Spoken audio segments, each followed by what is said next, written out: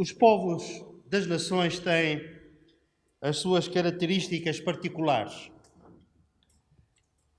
Às vezes são características que passam de geração em geração, algo genético, cultural, educacional, e são essas características que muitas vezes definem esses povos. Por exemplo, os ingleses têm fama, e penso também que a prática corresponde a isso, têm fama de serem pessoas pontuais. Até há aquela expressão, quando nós chegamos a horas certas, alguém nos diz, isso é pontualidade inglesa. Os alemães, por exemplo, têm outras características. Eles conseguiram que certas marcas que eles produziam se espalhassem com muita confiança, com muita credibilidade. Essas marcas espalharam-se pelo mundo a nível dos automóveis. Marcas de lavar roupa, por exemplo. Nós temos uma máquina de lavar roupa alemã. Ao lado, um pouco mais barata, ou muito mais barata, uma máquina de lavar roupa chinesa. Por regra, qual é que nós vamos optar? Mesmo que seja mais cara, se nós pudermos, fazermos um esforço e comprarmos a máquina de marca alemã. É confiável. Nós, portugueses, temos algumas características também. Somos simpáticos para com os de fora, regra geral. Eu aqui há 3 semanas ou 4 estava num sítio, estava num restaurante e apercebi-me de uma coisa. Um pouco mais à frente chegaram 2 ingleses e eles estavam a olhar para a emenda e estavam a ter muita dificuldade. Eles não estavam a perceber nada daquilo. Não sabiam o que é que haviam de escolher. E para minha surpresa, há uma senhora que está sentada numa mesa e levanta-se, vai ter com eles. Ela falava fluentemente inglês. Eu esteve ali 10 ou 15 minutos a falar-lhe quase que especificamente sobre cada prato daquela emenda. Os ingleses ficaram assim no fim a olhar para ela, admirados e estupefactos. Não é qualquer povo que tem pessoas tão simpáticas assim. Somos caracterizados também pelo improviso.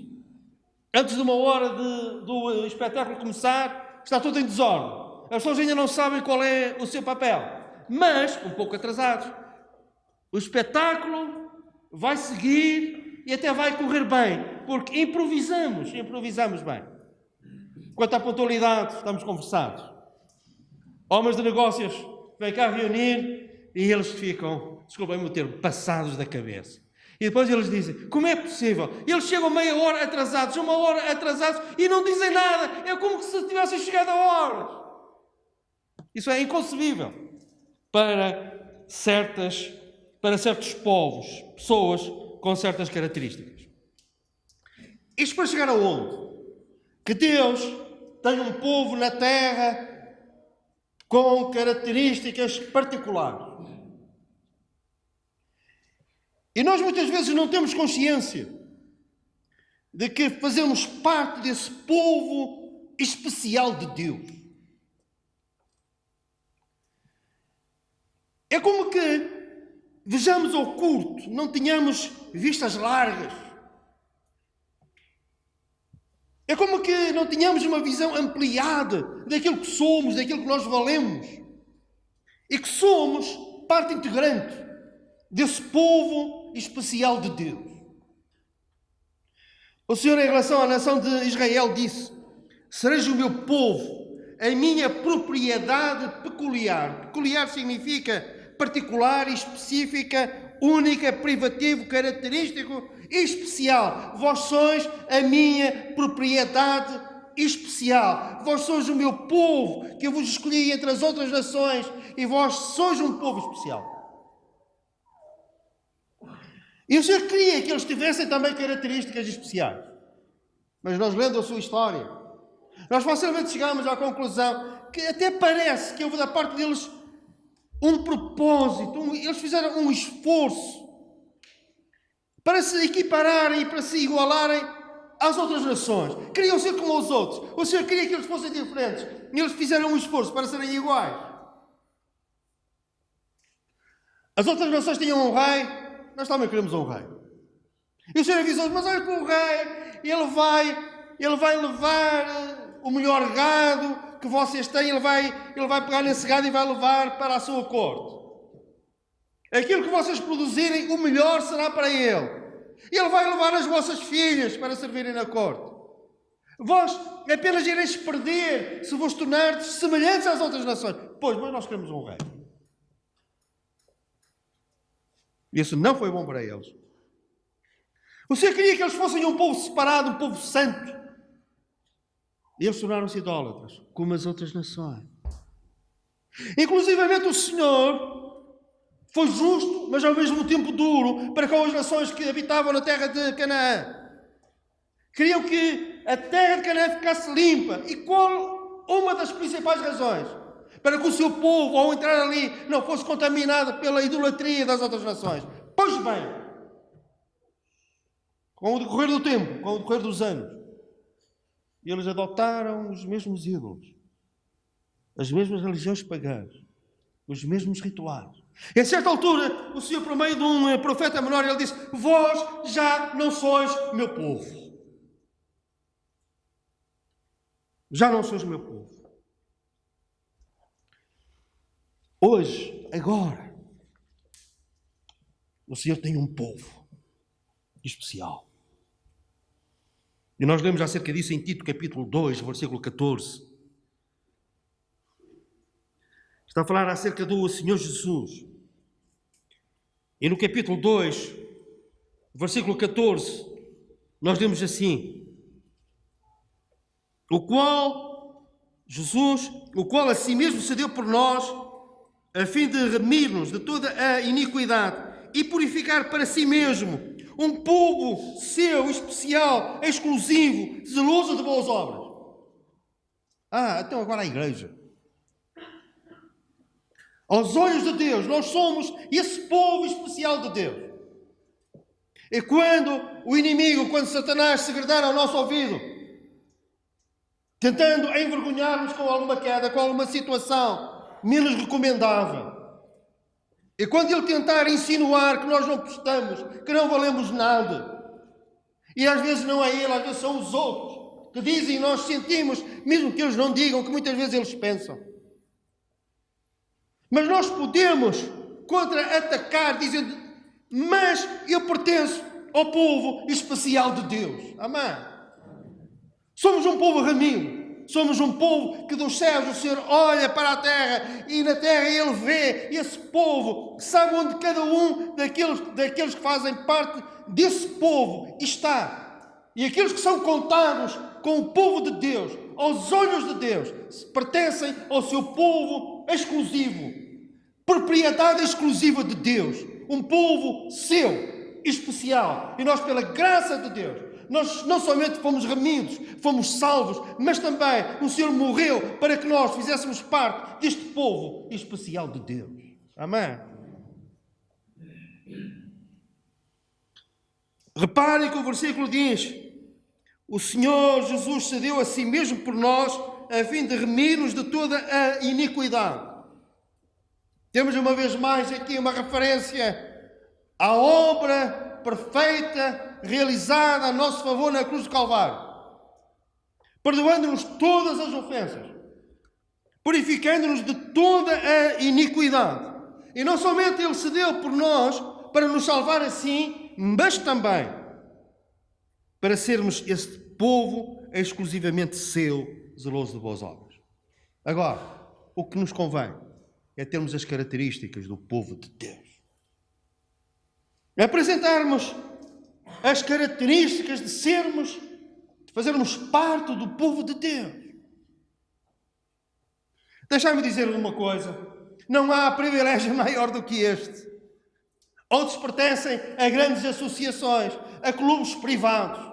Outros pertencem a uma elite política, financeira, seja aquilo que for.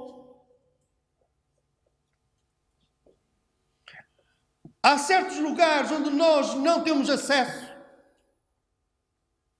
É só para alguns. Não é qualquer pessoa que tem acesso a certos fóruns. Mas isso nada é comparado com o facto de nós sermos membros da Igreja do Corpo de Cristo, deste grupo especial, deste povo especial de Deus. Aquele, e o Senhor diz, e cita o nosso nome, e pertence ao meu povo especial, ao meu povo especial. Características. Nós somos um povo conhecedor. Conhecedor.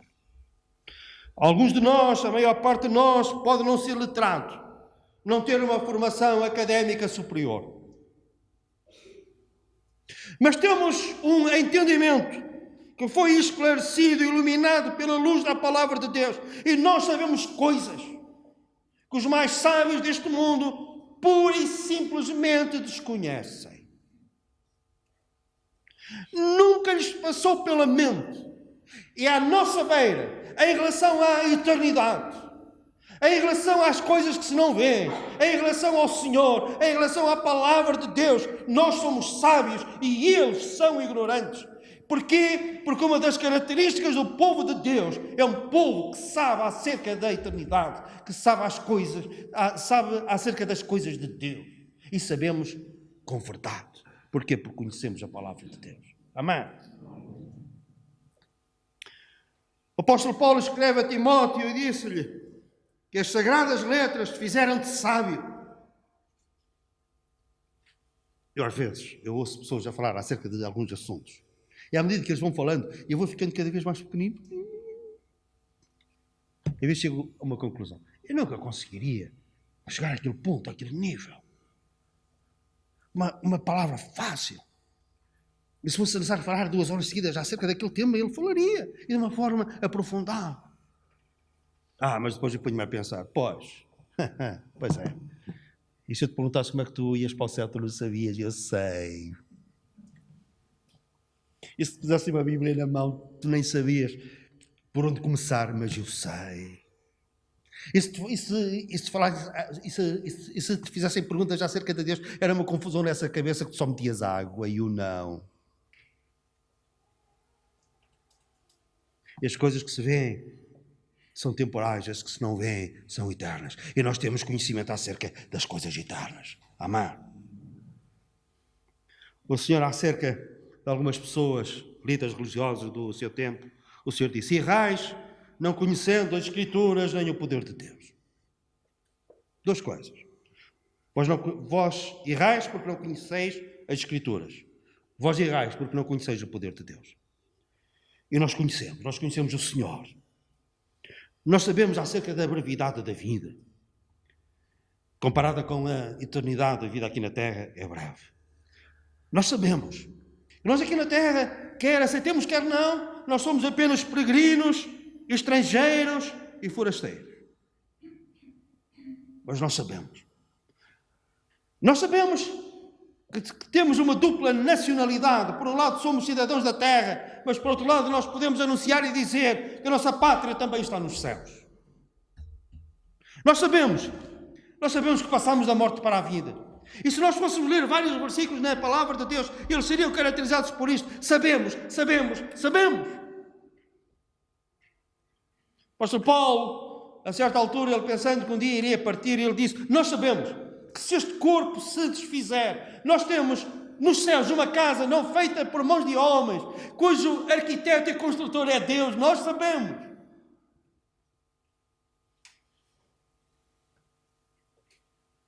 E conhecemos o poder de Deus na nossa vida. E hoje cantamos, hoje não, mas costumamos cantar, que o Senhor tem poder para salvar. E nós sabemos que Ele pode salvar perfeitamente todos aqueles que por Ele chegam a Deus. E nós sabemos por experiência. E nós sabemos porquê. Porque Ele fez isso connosco, salvando as nossas almas. Ele tem poder para nos transformar. Dias, há muitos anos, tinha um colega e amigo em Coimbra, amigo, mas um dia não sei o que é que correu mal, estávamos a caminhar lá na cidade, ainda me lembro da Ruela Estreita onde nós estávamos, em direção a casa. E não sei qual era o teor da nossa conversa, mas a certa altura ele disse, um bocado aborrecido, e se calhar já tinha motivos para isso. Ele disse, tu és sempre o mesmo. E eu parei e disse, não, eu já não sou o mesmo. Porque o Senhor tem feito uma obra, apesar da minha dureza de coração tantas vezes, da minha rebelião, mas o Senhor tem feito uma obra transformadora, o Senhor mudou a minha vida, desculpa lá, mas eu não sou o mesmo.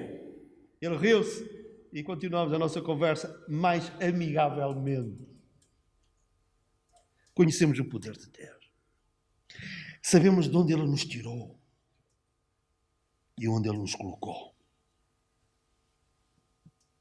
E nós temos experimentado o seu poder quando tantas vezes, enfraquecidos pelas circunstâncias da vida, pelas provações da vida, nós vamos a Ele e Ele nos rejuvenesce. E nós sabemos que mesmo sendo abandonados algumas vezes por aqueles que deviam de cuidar de nós no fundo sabemos que não estamos sós, como cantamos há pouco. E temos uma história para contar. Aquele cego a quem Jesus curou, ele não tinha muita bagagem teológica, mas ele tinha uma história para contar. Estavam-lhe a falar de uma forma crítica acerca do Senhor Jesus, e ele disse, o que vós dizeis, por outras palavras, para mim, não importa. Uma coisa eu sei, outrora eu era cego e agora vejo. O povo de Deus deve ter esta característica, ter uma história para contar, pessoal. E se alguém nos disser, tu és sempre o mesmo, nós temos argumentos para dizer, não, eu não sou o mesmo. Porquê? Porque o poder transformador do Senhor Jesus, da sua palavra, tem operado na minha vida. Amém? O Senhor não precisa que nós o defendamos. Ele nunca nos diz na sua palavra para o defender. Ele é que nos defende, porque é o nosso advogado. Ele diz apenas para nós sermos testemunhas. E o testemunho mais forte é nós termos um testemunho nosso, pessoal. Um dia, eu falava com alguém e estávamos numa argumentação teológica. Uma pessoa que não cria em Deus, ou então não tinha as mesmas convicções que nós temos da palavra de Deus. E a coisa parece que estava ali como que encalhada. Ele dizia uma coisa, dizia outra, dizia uma coisa, dizia outra. Eu não saía do lugar dele, eu não saía do meu. A certa altura, eu lembrei-me de uma coisa. E comecei a falar acerca daquilo que o Senhor, ao longo dos anos, tem feito na minha vida. E à medida que eu ia falando, ele ia se calando. E eu ganhei, entre aspas, pela palavra do testemunho. Sereis minhas testemunhas. E ao sermos testemunhas, nós somos evangelistas. Podemos ser missionários em casa e fora de casa. E o povo de Deus deve ter esta característica, falar daquele que o salvou, daquele que ele conhece como Senhor e Salvador. Falar acerca da palavra. E termos um testemunho de mudança para darmos. Amém? Uma característica. Outra característica é que este povo especial de Deus deve ser um povo agradecido.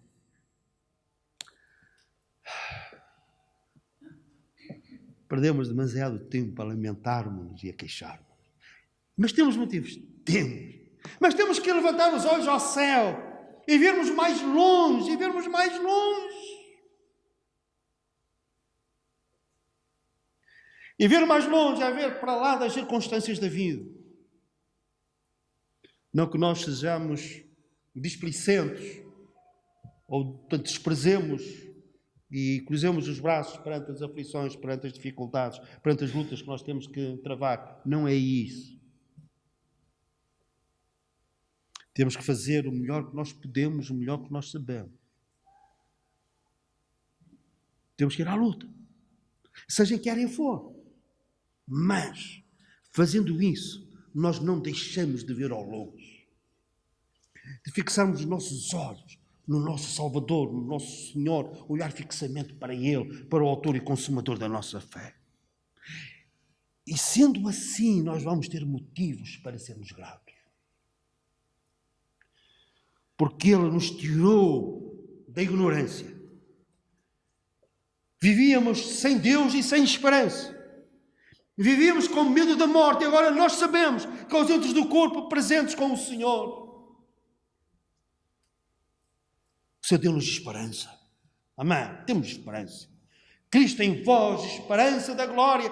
E quantas vezes é como que um véu que desce sobre o nosso entendimento, desce sobre a nossa alma e nós nos esquecemos desta verdade gloriosa.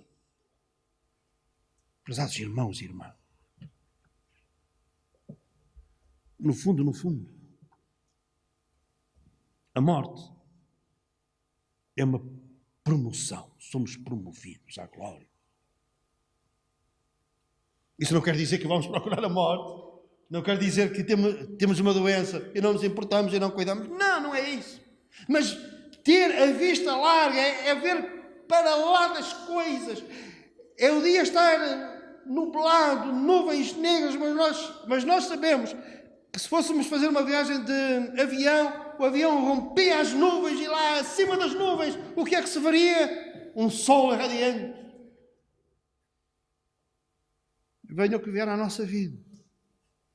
Não nos esqueçamos que o sol da justiça, o Senhor Jesus, ainda brilha, está para lá das nuvens. E nós não fixemos-nos apenas nas nuvens e não olhamos mais nada, não olhamos para mais nada e não vemos mais nada. E estamos concentrados e obcecados com as nuvens. E o sol acima das nuvens ainda brilha. Amém.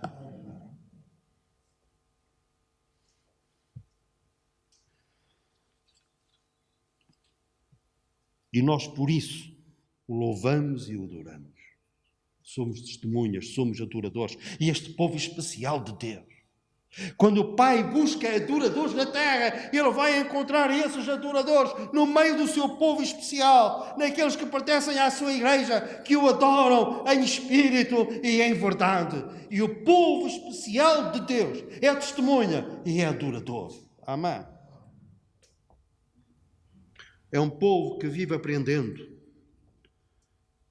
E aquele que aprende é discípulo. Sabemos algumas coisas. E muitas coisas. E coisas muito importantes. Que nós já fizemos referência a algumas delas. Mas conhecemos e queremos prosseguir nesse conhecimento.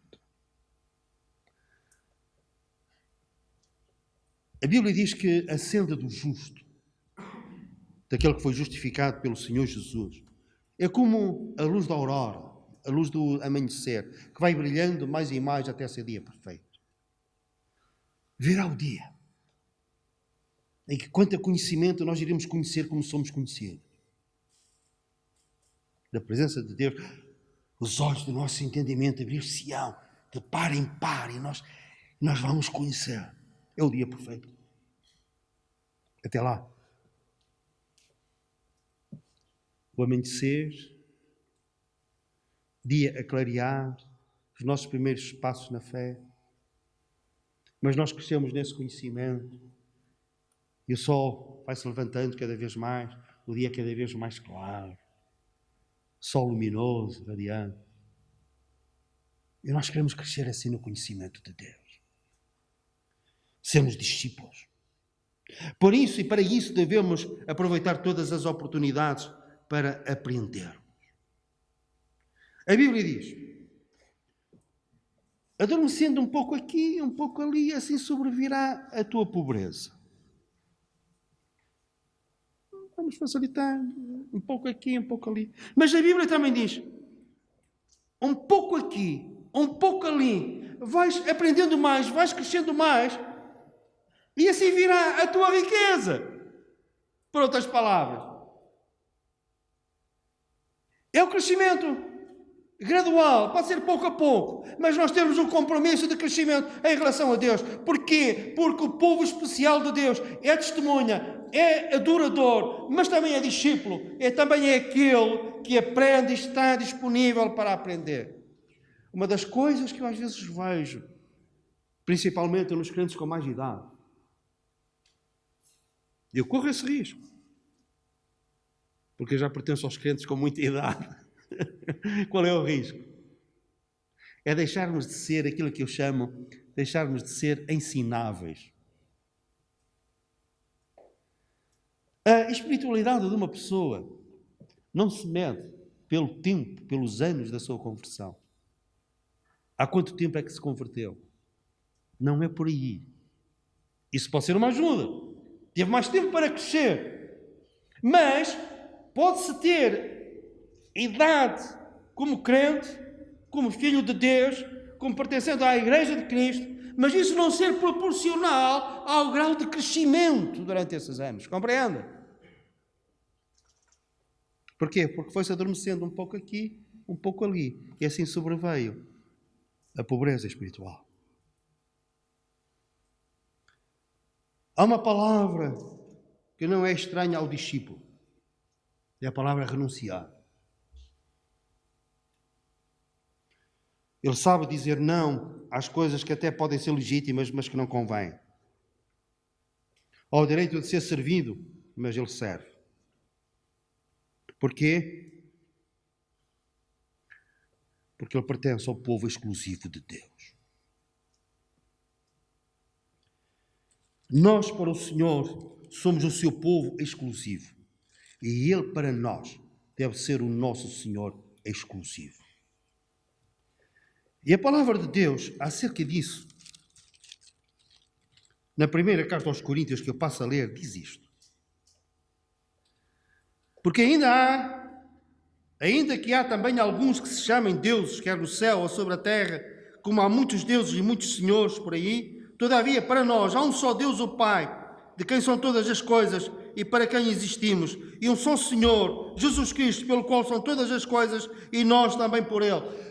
O Senhor olha para nós e vemos como o seu povo exclusivo. Nós olhamos para Ele e vemos-lo como o Deus exclusivo. Não temos outro Deus além do Senhor. Amém? Não temos outro.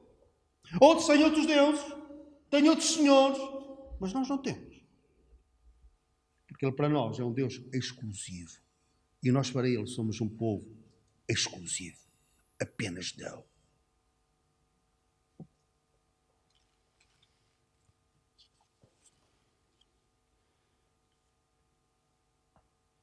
É um povo que ama o que Deus ama.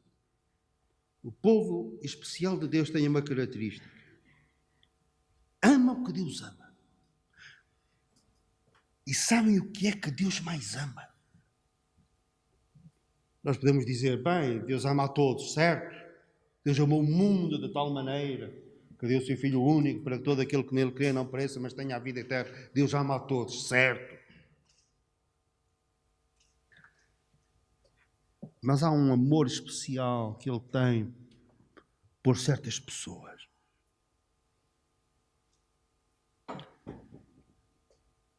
Em que é que esse amor é diferente? Eu não sei, mas sei que é um amor especial. Cristo amou a Igreja e a si mesmo se entregou por ela. É aquilo que mais Deus ama, porque é o seu maior projeto. Veio do seu coração, veio da vida que Ele deu. É a Igreja. E a Igreja que é o povo especial de Deus. Deus ama a Igreja.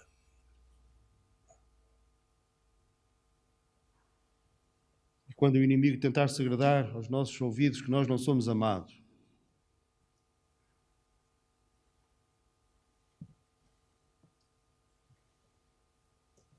quando há desprezo, crítica, murmuração. Mas calma aí. Eu pertenço ao povo especial que Deus ama. E foi para que houvesse este povo especial que Ele a si mesmo se deu na cruz de Calvário, não somente para nos resgatar, para nos remir, para nos purificar, mas para formar um povo seu, especial, exclusivo, um povo seu, e nós pertencemos a esse povo, nós somos amados grandemente. Se há um lugar particular no coração de Deus, se há, então esse lugar é ocupado pela Igreja, pelo povo especial de Deus. do qual nós fazemos parte pela sua graça.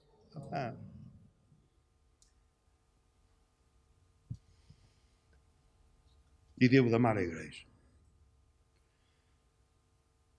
E amar a igreja é eu querer estar com o povo de Deus.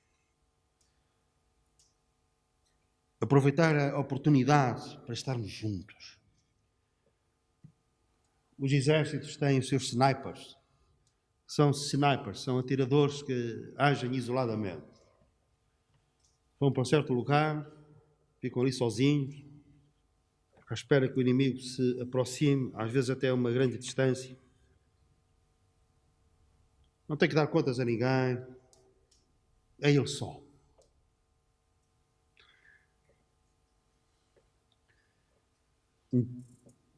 Um órgão fora do corpo morre. Nós pertencemos ao corpo, temos que estar juntos, em unidade com o corpo.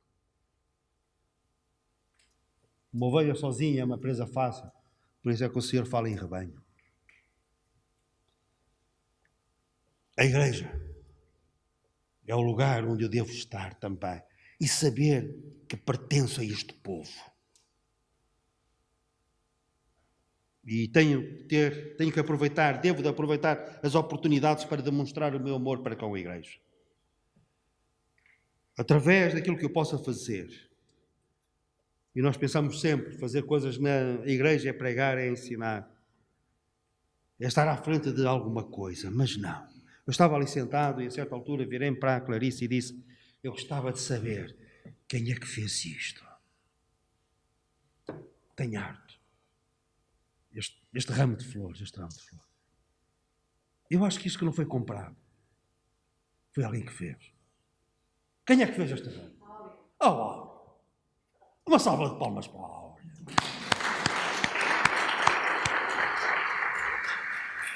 Mas eu podia estar um mês com estas flores, andava com elas à volta e não ficava nada de jeito.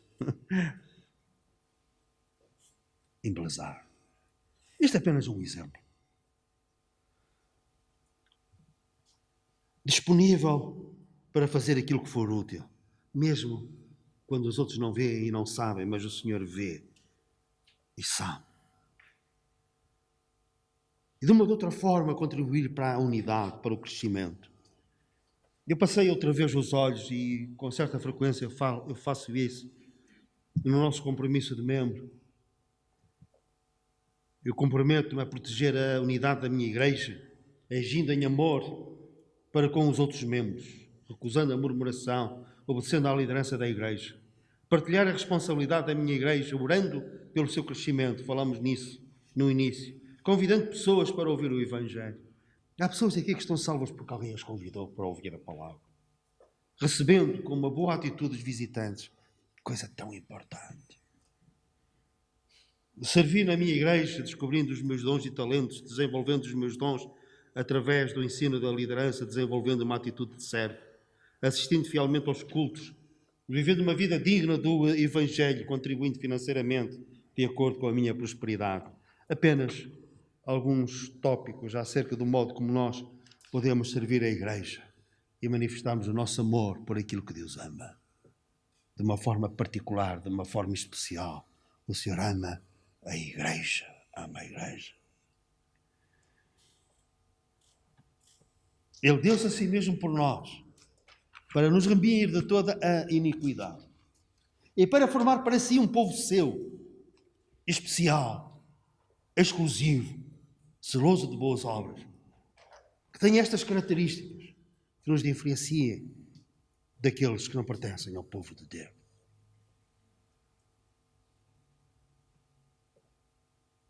E temos que estar atentos. Se nós não estivermos atentos, nós facilmente perdemos estas características. Porquê? Porque facilmente nós somos influenciáveis a agirmos e a vivermos como os outros vivem, a vestirmos como os outros vestem, a termos a linguagem que os outros têm. E é preciso nós estarmos atentos para mantermos estas diferenças. E é preciso vigilância em relação a isso. E muito menos fazer um esforço para sermos iguais a eles. Isso não faz parte das nossas características. Eu sei que ao longo dos anos a igreja tem se diluído, tem se misturado. Em vez de influenciarmos, tantas e tantas vezes nós somos influenciados. Mas o Senhor escreve, quando escreve a Timóteo acerca disto, acerca de purificar para si mesmo um povo exclusivamente seu, ele diz a seguir, fala destas coisas. E a nós cabe-nos aqui e ali relembrarmos estas coisas. Falarmos disto, destas verdades. Para quê? Para que nos posicionemos como povo especial de Deus. Sabemos de quem somos. Por quanto fomos comprados. A quem pertencemos. E as características que nós devemos ter. Somos adoradores deste Deus que para nós é exclusivo. Somos testemunhas deste Evangelho glorioso. Temos comunhão com a Igreja. E nós somos discípulos. Estamos aqui prontos para aprender e crescer na graça e no conhecimento do nosso Senhor Jesus Cristo. Amém? O Senhor nos abençoe.